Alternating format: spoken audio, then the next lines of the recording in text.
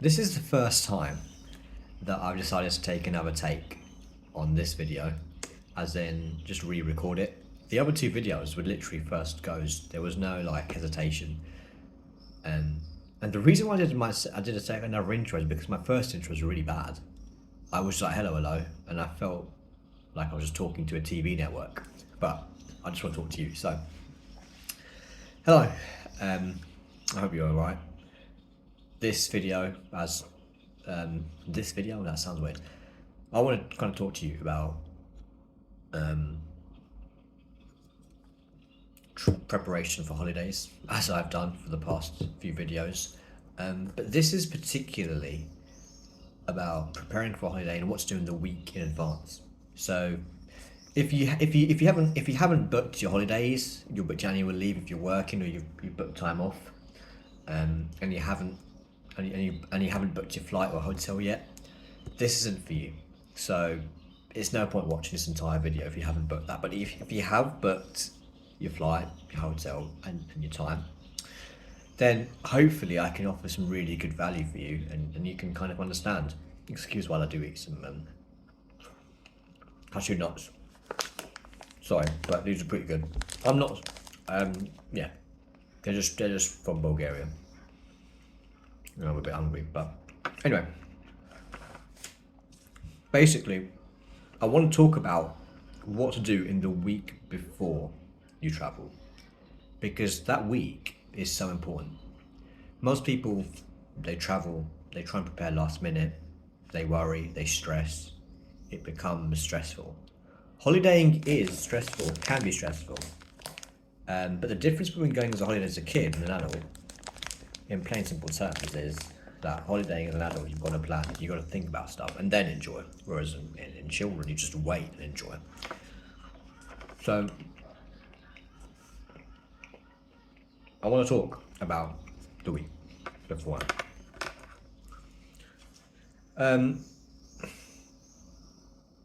First of all, before we even get into the nitty-gritties of this, what's your purpose of traveling? Is it filming? Is it just pure relaxation? Is it entertainment? Because that will determine what you need. So always think about that at the forefront. I'm going on this trip. I've been on this trip because I want to entertain myself and be with my mate. So I wouldn't take a lot of technology, but if it was a filming session and a real filming session, I would be there, like taking, tripods, cameras, etc. So really understand your purpose of why you're going to travel in the first place. And this is something you ideally want to do beforehand, but you might feel like you want to do it afterwards.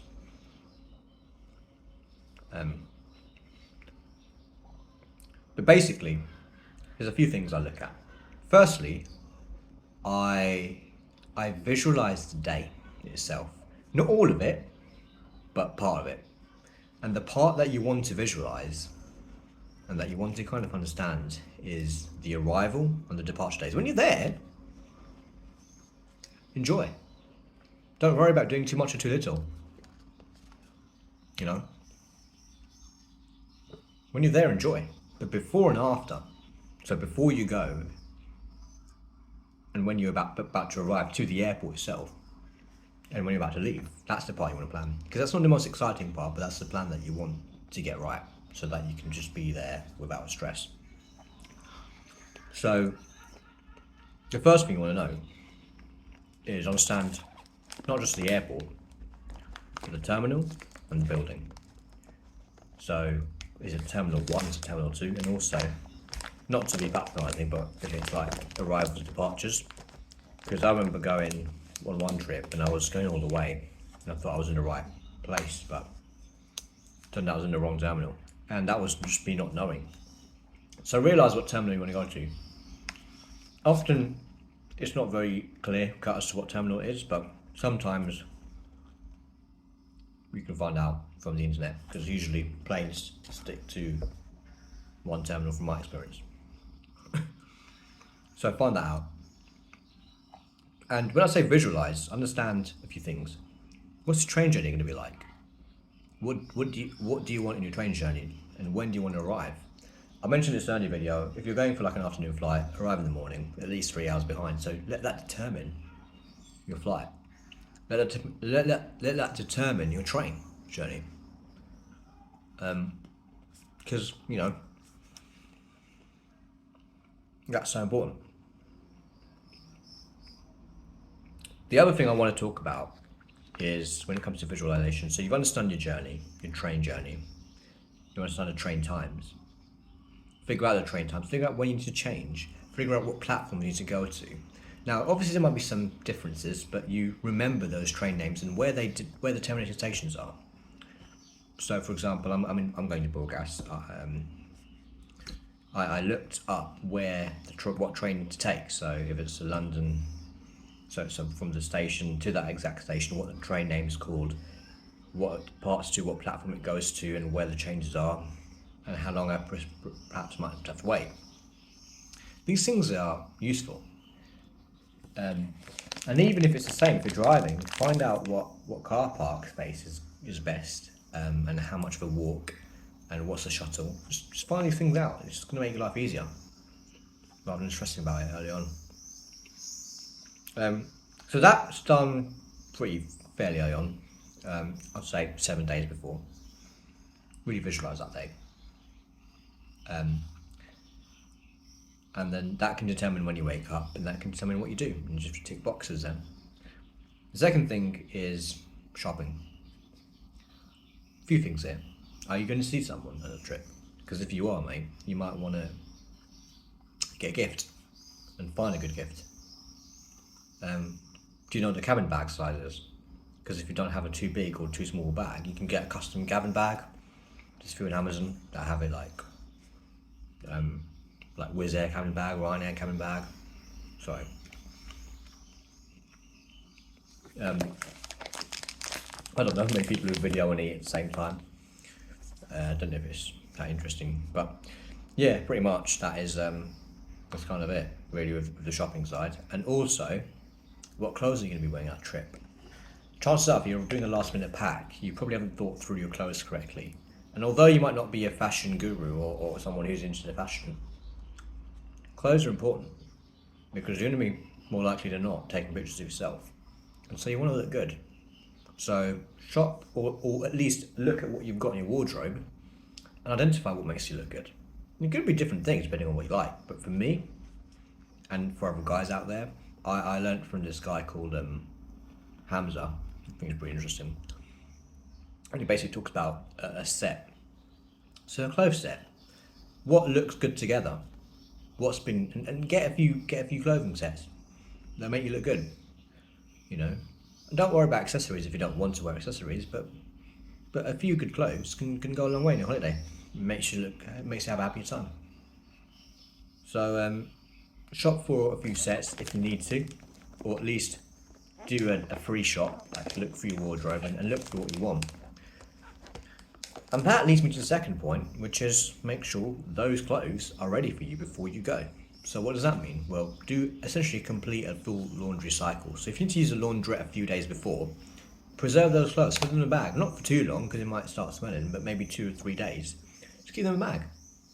You know, that way 2 days before you've got all your clothes in your bag and they're the ones you want to wear. So people often forget that because they're all stressed about clothes, but you want to think about that stuff. And you want to know what you're going to be wearing some decent stuff. You don't want to be going there straight away and worrying about what to wear. No, because normally we like to last minute with a lot of things, and obviously understand the weather because you're all good wearing a set. But if the weather ain't good and you haven't got a raincoat on, so these things, you know, are pretty useful to do. No, a cashew nut, sorry. Got stuck in the nail there, sorry about that. I'm a little bit weird, but anyway. Next part is currency. I made a mistake today. I made a mistake this holiday where I didn't actually decide to do my currency exchange early on. So thankfully my mate was there to help me out, but you don't want to be in that situation where you're coming to airport. It's a small airport. You arrived. Your card doesn't seem to work. You ain't got no cash. So what are you going to do? It's annoying, isn't it? I don't know what I'd do, to be honest, in that situation, but it could happen. You got to think about those kind of things. So why not just do the currency exchange at a really cheap place where the rates are good?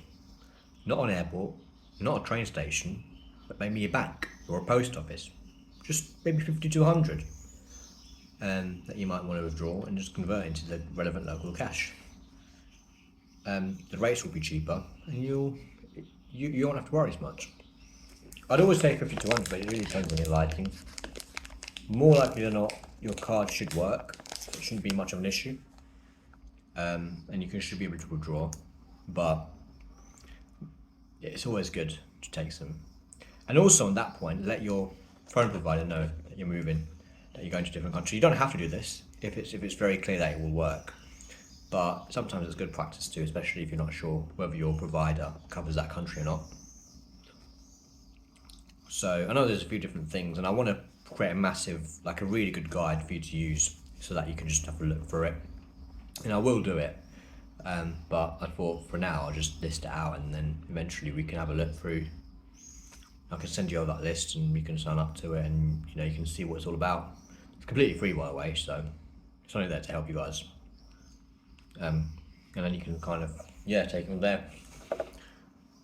So yeah, shopping, laundry, and this is for the lads out there. Get your hair sorted. My hair, I'm not the best example, but get your hair sorted and trim, like from down below the bush, trim that, because you don't want to go out there. I'm not being funny, you might get lucky. I haven't had the best of luck on this trip so far, to be honest, but you might get lucky and you might be like, gosh, I ain't trimmed.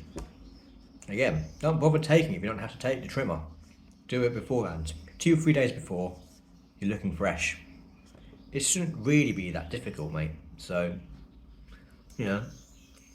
something you want to look at. Book your train tickets. As part of the visualization, book your train tickets. Find out what tickets you want. Book them as early as possible. You need to print it on the station on a day before. I'm hoping the train station's not too far from you that you're going to be taken. So just print it on the. If it's not a digital one, just print it a few days before. Maybe when you're going to work, when you're coming back from work, just print it then. Saves you having to rush in a rush and do it. And also some of these machines, I don't know if you've ever had it, but I've had a few train machines. You don't even feel like punching the machine just to get the code out. Burr, burr, burr, burr. It's annoying. I was trying to take a train ticket out, freaking pressing it all the way in. It didn't work. Thankfully, there was someone there. You don't want to be in a situation where it's last minute. You can't press a ticket. Train ticket won't come out to the airport. Operator's not there, so just do it a few days beforehand. So something to consider. What else have I got in this little book?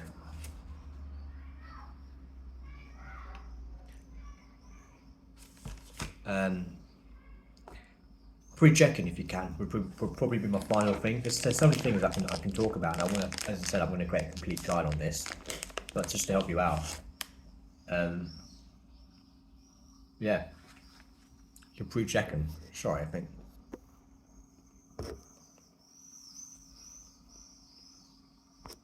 Yeah. That's it. So hopefully I've helped you out. I know I've listed a few different things, but please do, watch this video in bits. You don't have to watch the full thing all together. Just watch in bits. Download it if you have YouTube Premium, or just keep a timestamp. And I know I'm not a really flashy YouTuber. I'll just say it as it is, and I'll eat as it is as well. But hopefully you've gained something from it. And if you enjoyed it, give it a like. That always helps, doesn't it? And hopefully, if you need a full checklist, just let me know. Just comment. Because I've got all the things there, and I want to make it anyway. But if you've got any ideas about things you've felt was important that I haven't noted down to look at a week before, really nifty things are really things that interest me and hopefully interest you, just to make your life as easy as possible. That's ultimately what we all want, right? Not easy, hard in the right ways, I suppose, but easy in a lot of ways where it doesn't have to be hard. Then anyway, if you are going on holiday soon and you watch this video, Hope you have a brilliant one, absolutely mental. You know, it can be good. Whether you're going on your own, with a family, or maybe not with family, but with a friend. That's not saying it's not bad you're going with family. I'm just saying you might not have to worry about this if you're going with a family, but you're going to see a friend, or you're going on your own, or you're like the leader, you sign leader in your little group. I hope you have a good one, because holidays teach you a lot. I know it sounds cliche, but they do.